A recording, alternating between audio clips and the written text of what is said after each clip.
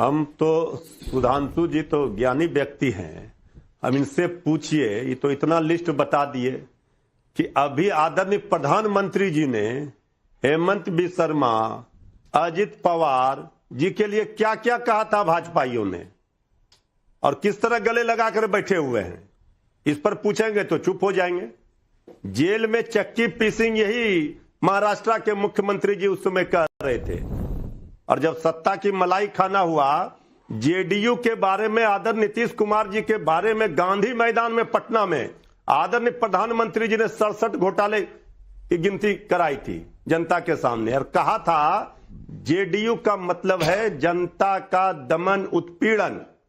आदरणीय मुख्यमंत्री नीतीश कुमार जी के डीएनए पर सवाल खड़े किए थे, नाखून और बाल काटकर भेजा गया था। ये हम गलत बोल रहे हैं सुधांशु जी, तो बोलिए हम अपनी बात को वापस ले लेते हैं।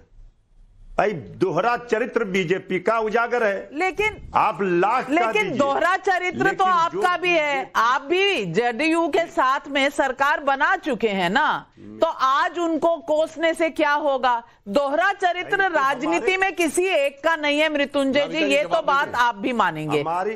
हमारे ने देखिए मैडम, देखिए नाविका जी, लालू जी, तेजस्वी जी नीतीश जी के दरवाजे पर नहीं गए थे कि आप मेरे साथ सरकार बनाइए। नीतीश जी चलकर आए थे, ये सब ने देखा था, ये हमारी बात नहीं है। अब उन्होंने कहा था कि हमारी पार्टी को तोड़ना चाह रही है, पार्टी को बर्बाद करना चाह रही है। तब लालू जी ने कहा ठीक है चलो माफ हुआ। अच्छा, समाजवादी चलिए चलो तब कहा, लेकिन दोहरा चरित्र क्यों समझौता कर लिया? नहीं करते समझौता, ये भी तो ऑप्शन था लालू जी के पास। और तहसीन भाई, आप बहुत सर हिला रहे हैं, मैं आपसे पूछूंगी, लालू जी के साथ हाथ मिलाने से तो राहुल गांधी ने भी मना कर दिया था, अरे चारा घोटाला फला ठीका, अब उन्हीं के साथ महागठबंधन बनाया है। अब मुझे ये बता दीजिए, तेजस्वी मुख्यमंत्री के दावेदार होंगे, ये तय कौन करेगा? बिहार की कांग्रेस कहती है राहुल और सोनिया जी करेंगे, और मृत्युंजय जी कहते हैं कि तेजस्वी जी तो हैं। कांग्रेस कहां खड़ी है? नमस्कार नाविका जी, आपके शो में शिरकत करने का मौका मिला, इसलिए आपका शुक्रगुजार। 2 या 3 चीज, आरजेडी कांग्रेस का जो गठबंधन है बिहार में, ये इंडिया लाइन से ज्यादा पुराना गठबंधन है, तो नो डाउट कि गठबंधन होगा। ऑफ कोर्स इस गठबंधन में कांग्रेस को ज्यादा सीटें चाहेगी, आरजेडी चाहेगी कि कुछ कम सीटों पर कांग्रेस लड़े, वो दोनों दल आपस में बातचीत करते उसे सुलझाएंगे, बट ये अलायंस कायम है। दूसरी बात, आरजेडी ऑफ कोर्स बड़ी पार्टी है, तो ऑब्वियसली अगर उनका परफॉर्मेंस बेटर रहा, उन्हीं का मुख्यमंत्री होगा, और अगर विपक्ष जीतता है तो आरजेडी सबसे बड़े दल के रूप में उतरेगी। अभी भी वो सबसे बड़ा दल है, तो ये उनका तय करने का अधिकार है, लेकिन कांग्रेस से कंसल्टेशन किया जाएगा, और कांग्रेस में सोनिया जी और राहुल जी उस पर फैसला लेंगे, और दोनों पार्टीज के लीडर्स जो है बैठकर बात करेंगे। लेकिन मेरा एक सवाल है, आदरणीय सुधांशु त्रिवेदी जी इधर है, सुधांशु त्रिवेदी साफ बता दे कि क्या माननीय नीतीश कुमार जी मुख्यमंत्री बनेंगे? ये रेजोल्यूशन नहीं कि नीतीश कुमार जी के चेहरे पर चुनाव लड़ा जाएगा, वो एक अलग चीज है। चेहरे पर किसके लड़ा गया? वो एकनाथ शिंदे जी के चेहरे पर लड़ा गया। मेरा साफ सवाल है, क्या माननीय नीतीश कुमार जी मुख्यमंत्री बनेंगे? क्या भाजपा उनको मुख्यमंत्री डिक्लेयर कर रहा है? और वो कर रहे तो सम्राट चौधरी जी का क्या होगा? दूसरी बात, माननीय नीतीश कुमार जी के भी प्रतिनिधि अभिषेक झा जी है, माननीय नीतीश कुमार जी को, अब मैं जेन्युइनली कह रहा हूं, हमने इनको मुख्यमंत्री बनाया, उनको बनाया, वो छोड़कर माननीय नीतीश कुमार जी को जेन्युइनली लास्ट चुनाव लड़कर घर मतलब वो अब देश की, बिहार की सेवा करे और कम काम करे। अगर माननीय नीतीश कुमार जी, बहुत सारे सवाल हो गए तहसीन भाई, पहले सवाल का जवाब तो दे दीजिए सुधांशु जी, क्योंकि ये सवाल आज प्रशांत किशोर ने भी उठाया है, चुनौती दी है कि आप तय करिए कि एकनाथ शिंदे के साथ जो महाराष्ट्र में हुआ वो बिहार में नहीं होगा। और प्रशांत किशोर तो ये भी कह रहे हैं वो राघोपुर भी लड़ सकते हैं, वो नीतीश जी के खिलाफ भी खड़े हो सकते हैं। ये राजनीति का कौन सा मोड़ है? देखिए, प्रशांत किशोर जी और तहसीन भाई दोनों को मैं धन्यवाद देना चाहूंगा। दोनों ने जो बात कही है, प्रबुद्ध जनता बिहार की, प्रबुद्ध जनता देश की सीधे समझ सकती कि दोनों ने स्वीकार किया है कि सरकार एनडीए की ही बनने जा रही है, इसमें कोई किंतु परंतु चूं चपड़ की कोई गुंजाइश नहीं है, इसीलिए सवाल है। अब सवाल का दूसरे पक्ष का उत्तर देता हूं।